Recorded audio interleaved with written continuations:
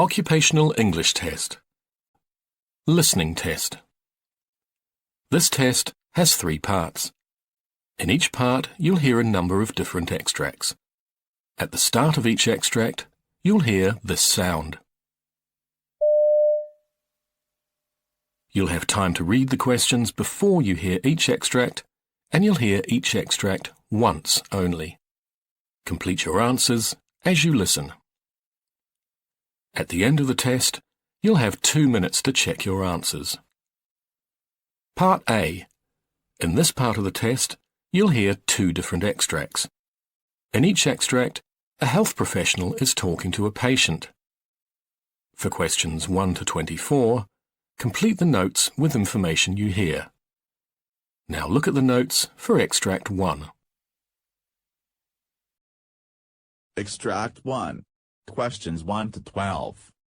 In this part of the test, you will hear Nurse Naomi Holm interviewing David Mackenzie, who is caring for his wife Jill, who has a terminal condition. Complete the notes with the word or short phrase. You now have 30 seconds to look at the notes.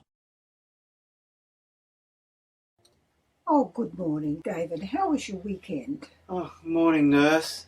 It's a little bit tough, actually, this last weekend. Yes, I'm sure it has been. I just wondered, could you tell me a little bit more about how it went? Well, started on Saturday night.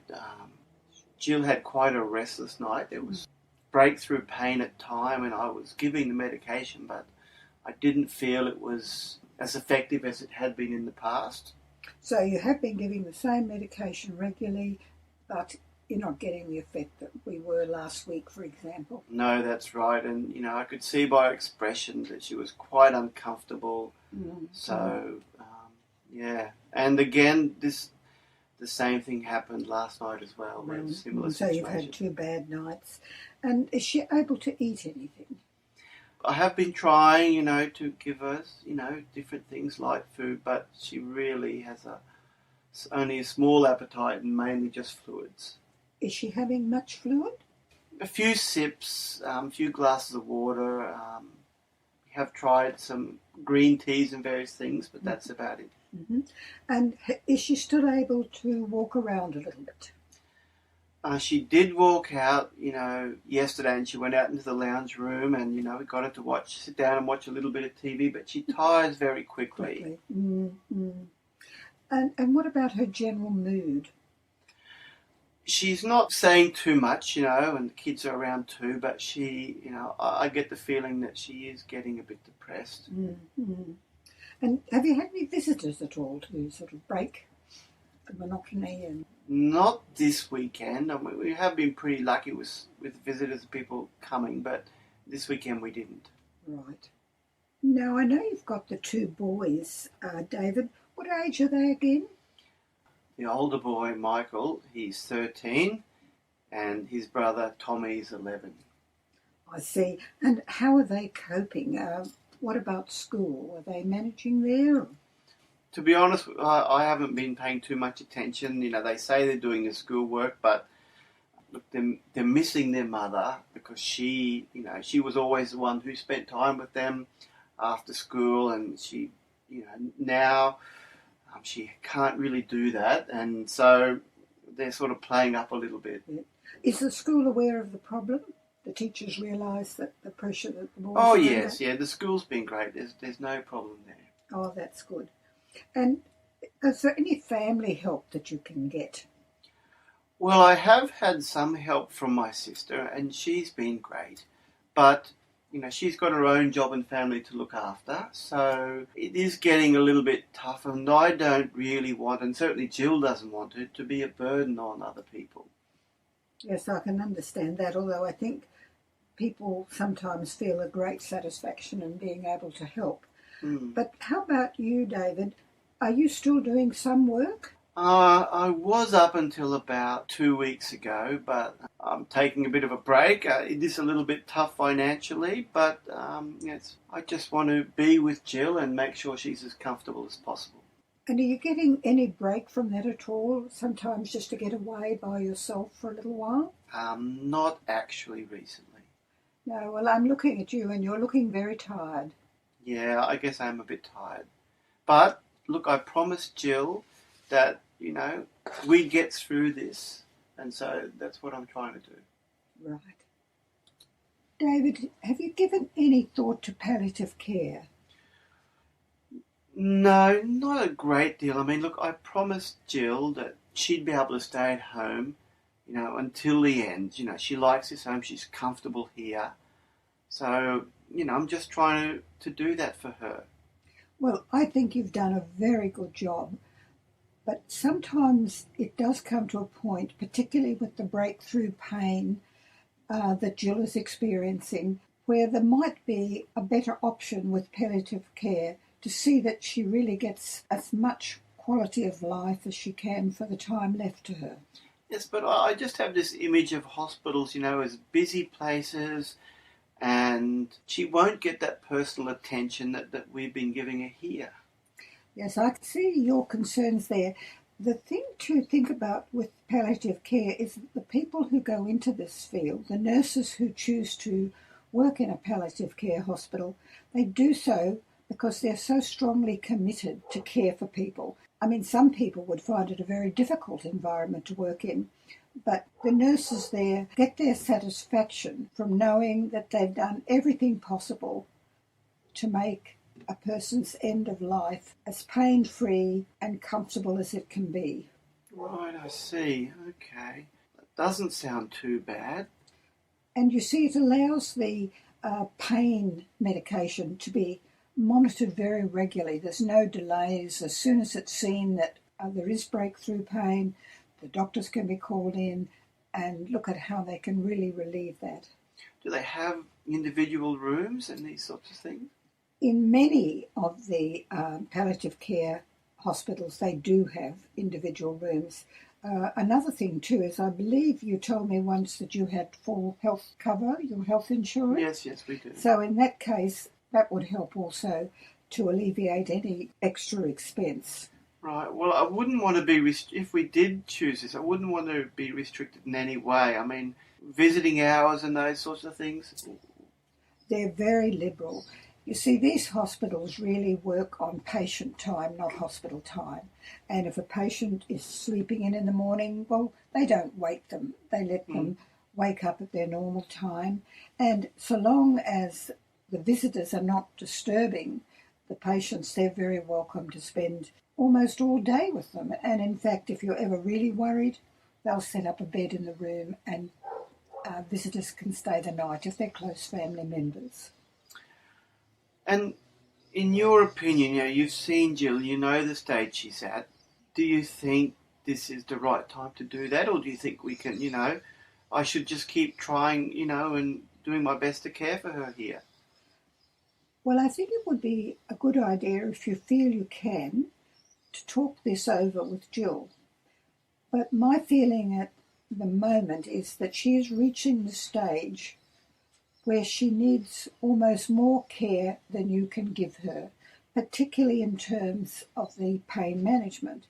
And the other side of it is that if Jill were in the palliative care hospital, you could devote your time to giving her comfort and talking with her without having the responsibility of worrying about medications or running the house, all the things that are taking up so much of your time. Yes, okay.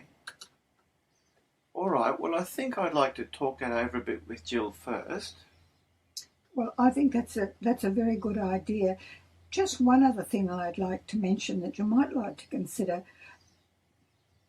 There is the opportunity to have spiritual support because local ministers from a number of churches visit regularly, and there are also counselling services. And for the boys, there is a special care counselling service.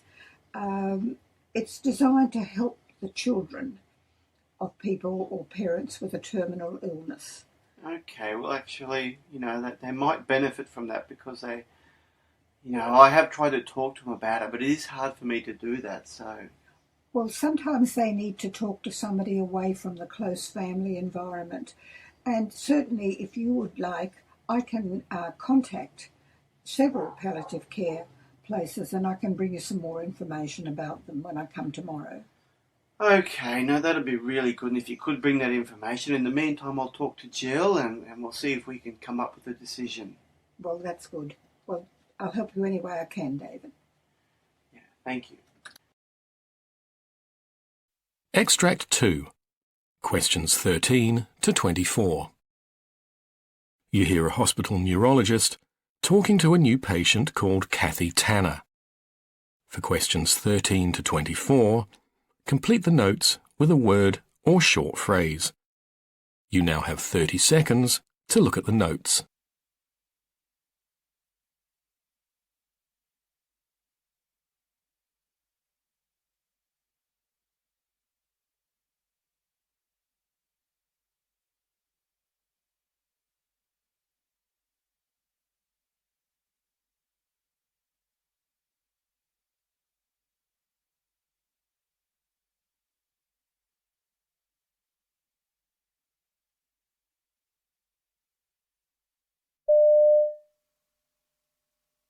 Hello, Mrs. Tanner. Pleased to meet you. Hello. Do you mind if we start off by getting some background to your condition? Just in your own words, could you talk me through the reason you're here and how it all started? Oh, please, call me Kathy. Right. So, until 2 years ago, my husband was in the army. Right. We lived off base, and I had a job which involved a lot of driving. Mm-hmm. Whenever I was in the car, I noticed that my neck would get pretty stiff at times. Right. It was hard to turn my head. To cut a long story short, when my husband left the army, we moved to a new house. My neck pain was still a problem, so I decided to visit an osteopath. Right. He tried to fix the problem by a neck adjustment, but actually it just made things worse. Oh, dear. I found I was losing flexibility in my neck. I began to use a heat pad, which did help at first. Good, but so not for long? No. About a month or two on, I started to get this sort of feeling that something was pulling my head over towards my right shoulder. Right. It was painful and embarrassing because I couldn't keep my head straight. Of course. I'd managed to hide it from everyone around me until then. About this time, one of the doctors I'd seen thought physiotherapy might help and sent me to a nearby clinic. Mm-hmm. So I started going in regularly for treatments. And one day, the head of the clinic looked at me while the therapist was trying to position my neck and whatever. And he said, "You know what your problem is, don't you?" And I replied that I didn't. And he told me that I had spasmodic torticollis, and I had no idea what that was. So what happened then? So he says, "Oh, it's untreatable. You just have to learn to live with it." I went home in pain, feeling depressed and hopeless. Yes, of course. He was just so unsympathetic and unhelpful. Well, I'm sorry to hear this. Thanks. So my diagnosis of spasmodic torticollis was in June. So I began to research, what I could do. I tried chiropractic treatment until December. It cost a fortune, but did no good. Oh, dear. The pulling and pain continued to increase. I saw a couple of neurologists, and I was put on a drug called baclofen. But it really didn't make any difference. Yes, that wouldn't do much for your condition. Oh, right. Anyway, the one really good thing I did at that time was to join a support group for spasmodic torticollis patients, so at least I knew I wasn't alone with the condition. But mostly, I just sat at home a lot. In order to get a bit of pain relief, I got myself an orthopaedic chair, and that did give me some support. Right. In November, I saw something in a magazine in the medical section. It mentioned some new treatments being done at the university hospital to treat things like spasmodic torticollis with Botox. We mentioned this to our GP, got a referral, and in December I had the first injection in my neck. And how did the treatment go? Well, the injections really helped the pain, you know. My head returned to almost a normal position. Right. It did give me a few problems, like problems swallowing, but that was okay. I thought I'd received a miracle cure. I was devastated when everything started to come back like before, and I went back to the hospital in May. At this time, the results weren't quite as good, even though they'd upped the dosages. I ended up having 9 lots of injections, plus the, various oral medications. So I can't remember what they were. No, it doesn't matter. But nothing really made much difference. I just got more and more confused, and loss of memory became a problem too. Just for pain relief, they ended up giving me a pump so I could give myself morphine. Finally, I saw something in my ST Support Group's magazine about a relatively new type of surgery being done by a local neurologist, and that would be you. So here I am. And we will do our best to help you. Now, just a few more questions.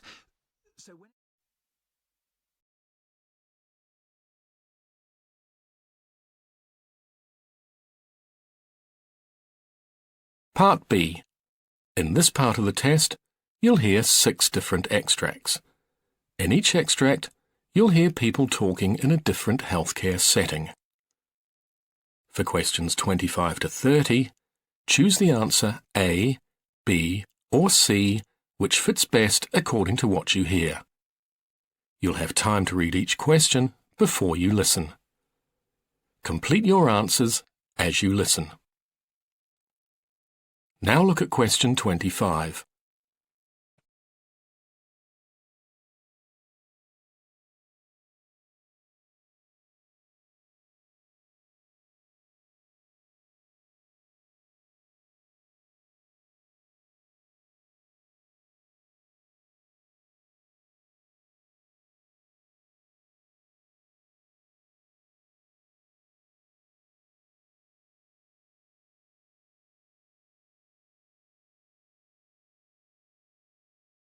Now you will hear a talk about ECG. A 12-lead ECG paints a complete picture of the heart's electrical activity by recording information through 12 different perspectives. Think of it as 12 different points of view of an object woven together to create a cohesive story, the ECG interpretation. These 12 views are collected by placing electrodes or small, sticky patches on the chest precordial, wrists, and ankles. These electrodes are connected to a machine that registers the heart's electrical activity. The main purpose of the 12-lead ECG is to screen patients for possible cardiac ischemia. It helps EMS and hospital staff to quickly identify patients who have STEMI, ST elevation myocardial infarction, or in other words, heart attack, and perform appropriate medical intervention, based on initial readings. To measure the heart's electrical activity accurately, proper electrode placement is crucial. In a 12-lead ECG, there are 12 leads calculated using 10 electrodes. Now you will hear a talk about cannulation and venipuncture. Cannulation is by no means the same as venipuncture. The name comes from a cannula, a tube inserted into the body that generally helps aid in the delivery or removal of fluid. Cannulation helps phlebotomists, nurses, and others carrying out a venipuncture procedure by allowing a needle to reach nearly twice the depth of a regular needle. Additionally, a cannula can be inserted into either a vein or an artery, whereas venipuncture is wholly restricted to venous blood. Cannulation is often used for the constant administration of IV fluids, medicines, chemotherapy, blood products, and parenteral nutrition, or for when obtaining blood samples. Cannulation is often taught alongside venipuncture, because of the intrinsic similarity of the two procedures. Like venipuncture, there is no formal qualification or certification required to be able to perform cannulation. However, you will need to attend a course before you are allowed to perform such procedures. So when you are looking for medical training courses that deliver venipuncture training, it is very likely that the clear majority will also cover cannulation. Now you will hear a talk about subcutaneous injections. The location of injection is important for subcutaneous injections. The drug needs to be injected into the fatty tissue, just below the skin. Some areas of the body have a more easily accessible layer of tissue, where a needle injected under the skin will not hit muscle, bone, or blood vessels. The most common injection sites are abdomen, at or under the level of the belly button, about 2 inches away from the navel. Arm, back or side of the upper arm. Thigh, front of the thigh. Equipment used for subcutaneous injections includes 1. Medication. Vials of liquid medication can be single-use or multi-use. Vials can also be filled with the powder to which liquid needs to be added. 2. Syringes. The needles are short, at 5 or 8 inches long. The thickness of the needle is usually 25 or 27 gauge. There may be other options for doses more than 1 ml or for children or people with visual impairments. 3. Auto-injector pen. Some medications are available in a pen, with a short single-use needle screwed onto the end of a pen-shaped, multi-use vial. The amount of medication needed is then dialed in at the end. As mentioned earlier, emergency medications like epinephrine can also come in this form. Now you will hear a nurse explaining about lumbar puncture. Your doctor will conduct a lumbar puncture, using a needle and syringe. They will collect a sample of your spinal fluid, in a tube attached to the syringe. Then, they will send it to a laboratory for testing. The procedure usually takes about 45 minutes. It usually includes the following steps. 1. They will likely position you on your side. 2. They will clean your back with an antiseptic solution, to reduce your risk of infection, and numb it with a local anesthetic. 3. They will inject a hollow needle into your subarachnoid space, to collect a sample of your CSF. You may feel some pressure at this point, but the procedure usually is not painful. 4. After they remove the needle, they will clean and bandage the puncture site. For a short period after the procedure, it's likely they'll monitor you for a headache, dizziness, or other side effects. Now you will hear instructions about acid tapping. You may be asked to fast, not to eat or drink for a period of time, before having the procedure. This is very important as your intestines, or bowel, move involuntarily after you eat, which can make the acidic tap more difficult to carry out.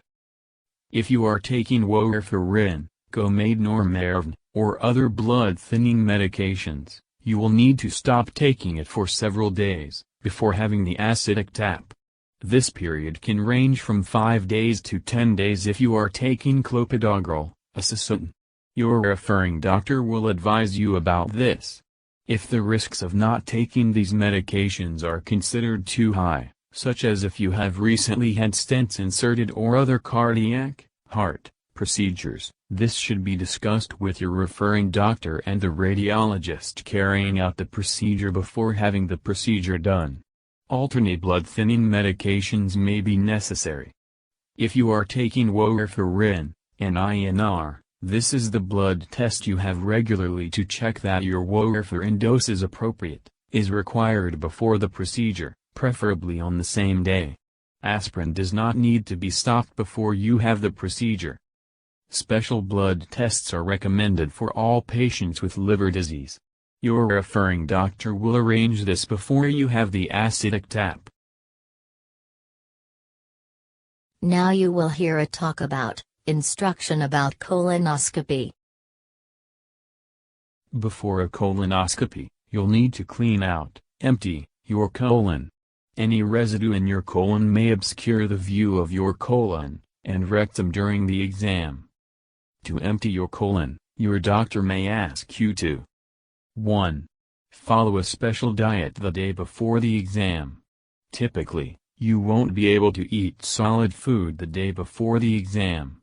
Drinks may be limited to clear liquids, plain water, tea and coffee without milk or cream, broth, and carbonated beverages.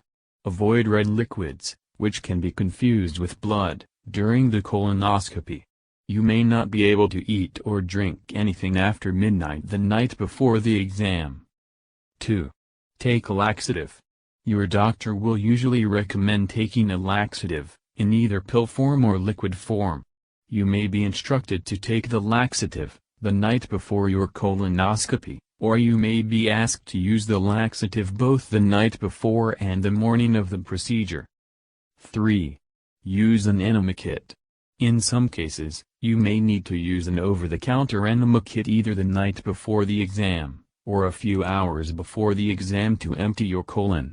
This is generally only effective in emptying the lower colon, and is usually not recommended as a primary way of emptying your colon. 4. Adjust your medications.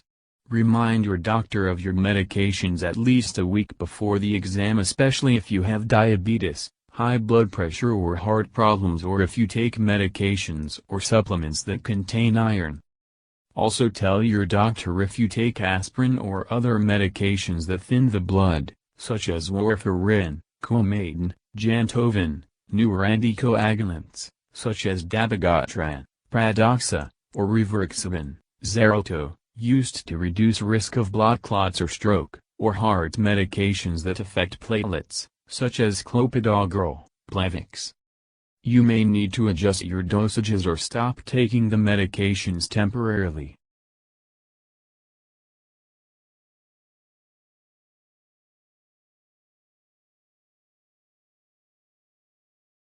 That is the end of Part B. Now look at Part C. Part C. In this part of the test, you'll hear two different extracts. In each extract, you'll hear health professionals talking about aspects of their work. For questions 31 to 42, choose the answer A, B, or C, which fits best according to what you hear. Complete your answers as you listen. Now look at Extract 1. Extract 1, questions 31 to 36. You now have 90 seconds to read questions 31 to 36.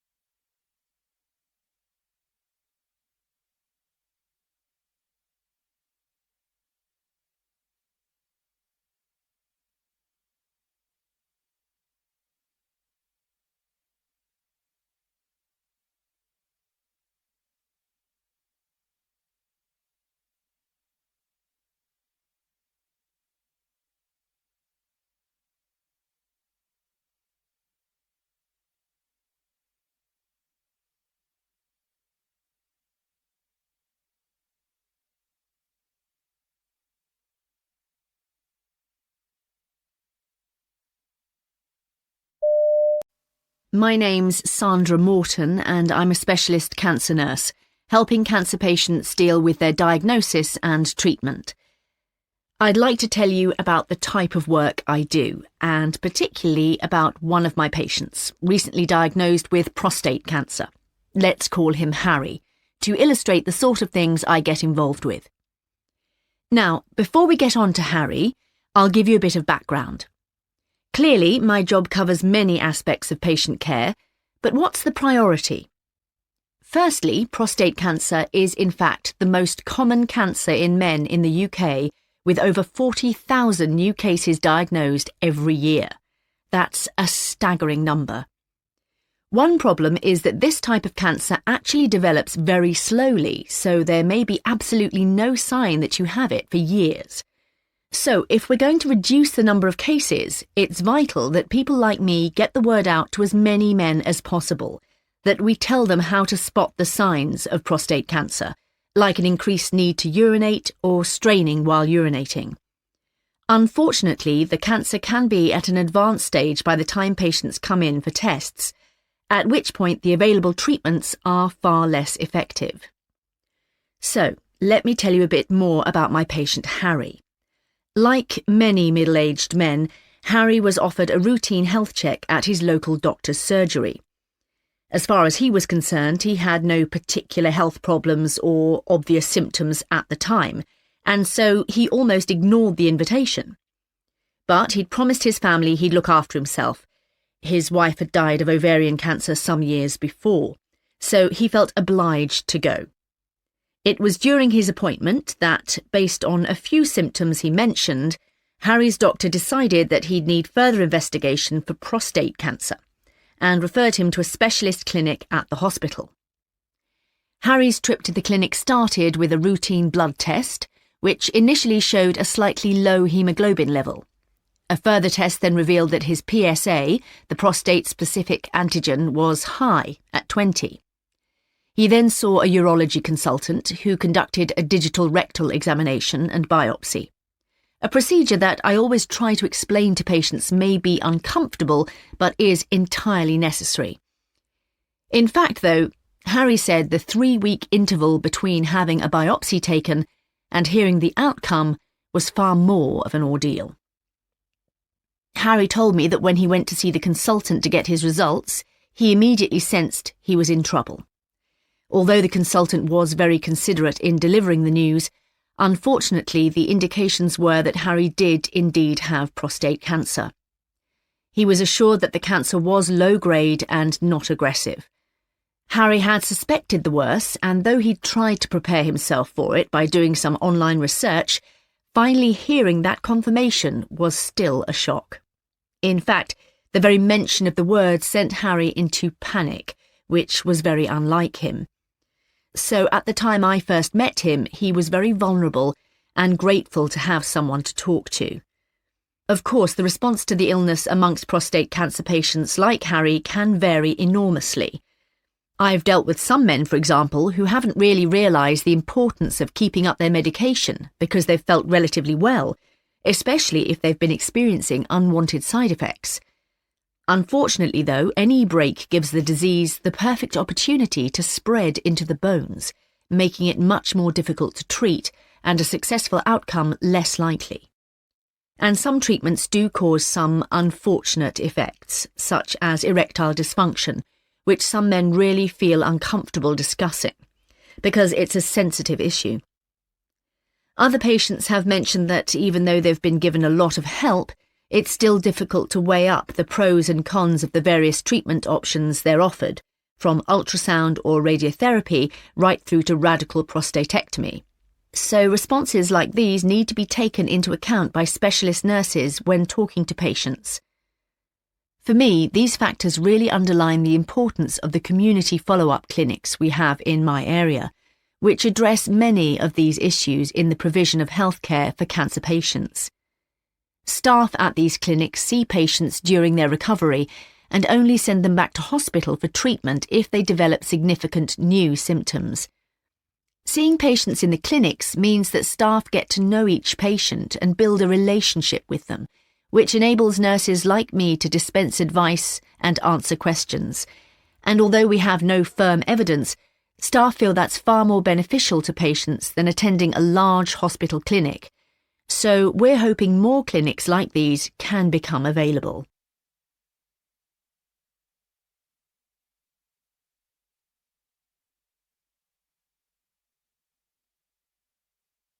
Now look at Extract 2.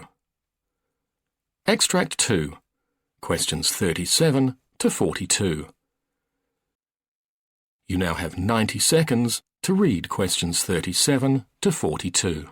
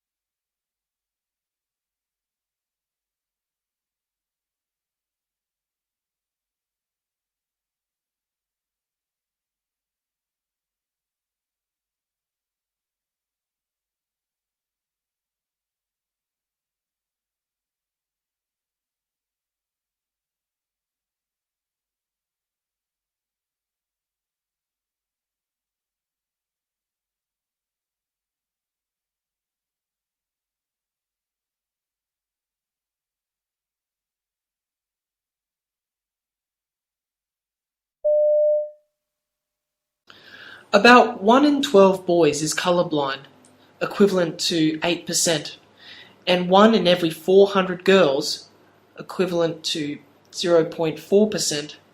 So in each school class, there are likely to be at least 1 or 2 people who are colourblind. Because they are colourblind from birth, most people do not know that they are colourblind. They don't know that other people see things differently. Being colourblind can cause difficulties when it is important to be able to see lots of colours, such as on a computer screen or in art classes. The words colour blindness are misleading. People who cannot see all colours are not blind. They can see things as clearly as people who are not colourblind.